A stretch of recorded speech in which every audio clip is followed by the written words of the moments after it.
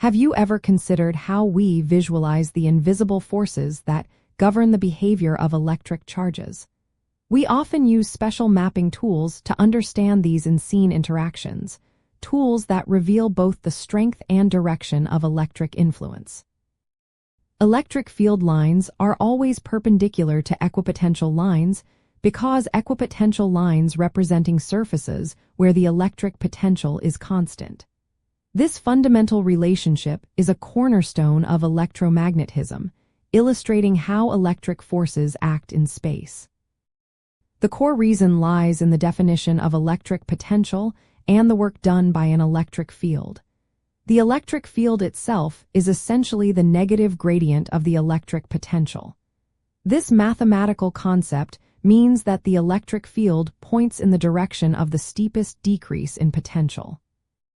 If an electric field vector had any component parallel to an equipotential line, it would imply that moving a charge along that line would requiring or releases energy, thus changing its potential. But by definition, an equipotential line signifies constant potential, so no work is done by the electric field when a charge moves along it. Therefore, the electric field must exert no force component along the equipotential line, meaning it must be entirely perpendicular to it. To understand this practically, consider the force an electric field exerts on a test charge. If you move that test charge along an equipotential line, its potential energy does not change because the potential itself is constant.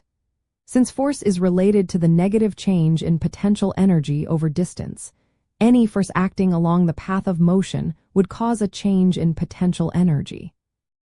The only way for potential energy to remain as constant is if the force, and thus the electric field, acts entirely at a right angle to your path of travel along the equipotential line.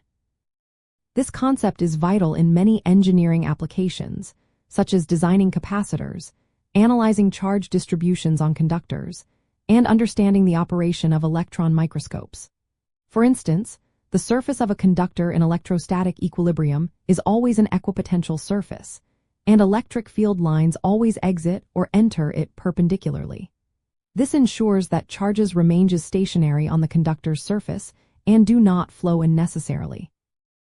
Understanding that electric field lines are always perpendicular to equipotential lines provides a powerful visual and conceptual framework for mapping and analyzing electric fields. It simplifies complex electrostatic problems by giving us clear rules for visualizing energy landscapes and force directions, ultimately helping us predict charge behavior and design more efficient electrical components and systems.